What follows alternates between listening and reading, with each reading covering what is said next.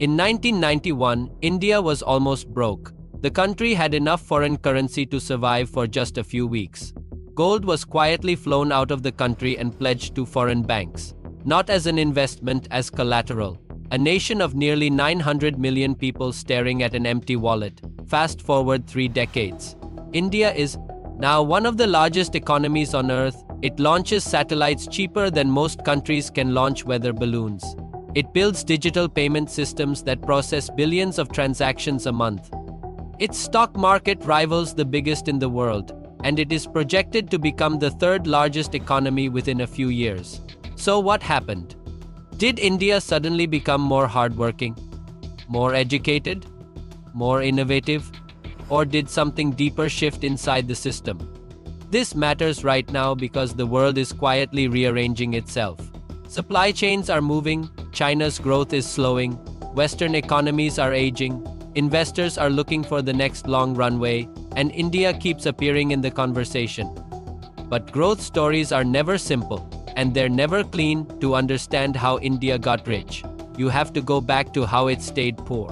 For decades after independence in 1947, India followed a model that was part socialist, part protectionist, and fully bureaucratic. The government controlled major industries, starting. A business required layers of licenses. Importing goods meant fighting through quotas and tariffs. This system had a nickname, the License Raj. Imagine trying to build a factory but needing approval from dozens of offices. Each one slow, each one powerful, each one capable of saying no. Growth limped along at about 3- for a year for decades. Economists even had a phrase for it, the Hindu rate of growth, not as an insult but as a shorthand for stagnation. Then came the 1991 crisis. Oil prices spiked, the Soviet Union, one of India's key trading partners, collapsed, foreign reserves evaporated. India had no choice. It went to the IMF, and the IMF came with conditions. India had to liberalize, tariffs were slashed. Industries were opened to private players. Foreign investment was allowed in. The rupee was devalued to boost exports. The License Raj was dismantled piece by piece. It wasn't ideological. It was survival, and something surprising happened. Growth accelerated, not overnight, but steadily, through the late 1990s and early 2000s. India began growing at 6 to 8 annually. Hundreds of millions of people entered the middle class. Poverty rates fell sharply, but here's the twist. India didn't get rich the way most countries do. Most developing nations industrialize first. They build factories, they move rural workers into manufacturing, they export physical goods. Think of China in the 1990s and 2000s. India skipped that step. Instead of becoming the world's factory, it became the world's back office. In cities like Bengaluru and Hyderabad, tech parks sprouted. Indian engineers and English-speaking graduates began handling IT services, call centers, software development, and business process outsourcing for Western companies. When the internet exploded, India was ready. Why? Because decades earlier, the government had invested heavily in technical education. Institutes like Indian Institutes of Technology produced world-class engineers. Many emigrated, but many stayed or returned. Combine that with low labor costs and widespread English proficiency, a leftover from colonial history, and India had an unusual advantage. It could plug directly into the global knowledge economy. By the mid-2000s, services made up more than half of India's GDP, not manufacturing, services. It was unconventional and risky, but services created foreign exchange, and foreign exchange created stability. Then came another shift, a quieter one, digital infrastructure. In 2009, India launched Aadhaar, a biometric ID system that eventually enrolled over 1 billion people.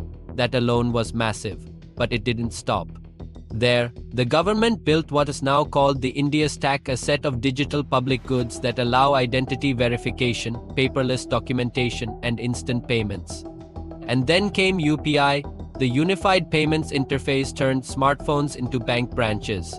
Street vendors could accept QR payments. Small businesses could move money instantly. Today, India processes billions of real-time transactions monthly, more than many developed nations combined. This did two things. It formalized parts of the economy that were previously invisible, and it made moving money frictionless. Friction is expensive, remove it, and activity increases. But digital rails alone don't create wealth, they accelerate it. Meanwhile, demographics were working in India's favor. The median age in India is around 28. Compare that to aging economies in Europe or East Asia. A young population means a large workforce. A large workforce means potential output. Potential is the key word because here's the uncomfortable math: India's GDP has grown dramatically. It crossed $3 trillion. It may cross $5 trillion within a few years. But per capita income per person remains far lower than in the US or Europe. When you divide a big pie among 1.4 billion people, each slice is thinner. So is India rich? At a national level, yes, it's a heavyweight. It influences global trade, climate policy, geopolitics.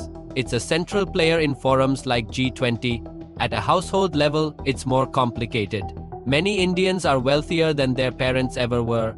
Access to electricity, sanitation, and banking has expanded dramatically. Consumer markets are booming, but income distribution remains uneven. Informal work still employs a large share of the population. There's another layer. India didn't just ride globalization. It is now trying to reshape it. In recent years, multinational companies have been diversifying supply chains away from China. India has positioned itself as an alternative manufacturing hub. Production-linked incentive schemes aim to attract electronics, semiconductors, and pharmaceutical manufacturing. Companies like Apple Inc. have expanded assembly operations in India, not to replace China overnight, but to hedge. This is strategic. If India can combine its service strength with manufacturing scale, growth could compound, but risks remain. Job creation has not always kept pace with population growth. Infrastructure gaps still exist. Bureaucracy, though reduced, hasn't vanished, and rapid urbanization brings environmental and social strain. There's also the global context. India's rise happened during decades of expanding global trade, cheap capital, and relatively stable geopolitics. The next decades may look different. Protectionism is rising, supply chains are fragmenting, technology is becoming more contested, growth is easier in a rising tide, harder in choppy water. And yet India has something few countries do: scale, a massive domestic market, a growing middle class, a digital backbone connecting villages to global platforms, a diaspora embedded in Silicon Valley, London, and beyond. It's a strange mix of old and new, bullock carts and billion-dollar startups, cash economies and instant QR payments, ancient temples and space missions. That contrast isn't a branding slogan. It's the engine, because growth in India has never been linear. It's layered. Liberalization unlocked private enterprise. Services plugged India into the world. Digital infrastructure reduced friction. Demographics supplied momentum. Geopolitics created opportunity. But none of these guarantee the future. The real question isn't how India got rich. It's whether it can convert scale into widespread prosperity. Can it create enough productive jobs for millions entering the workforce each year? Can it balance rapid growth with environmental limits? Can it move from being a fast-growing economy to a consistently high-income one? History suggests caution. Many countries grow quickly for a few decades and then stall. The so-called middle-income trap is real. India has avoided collapse. It has avoided stagnation. It has surprised skeptics before. But the next chapter is harder than the last. In 1991, India was forced to change because it had no money left. Today, it has momentum. Markets, influence. The pressure now isn't survival, it's expectation, and expectations are heavier than debt. So when people say India got rich, they're telling only half the story. The more interesting question is this: was the past 30 years the breakthrough? Or just the easy part?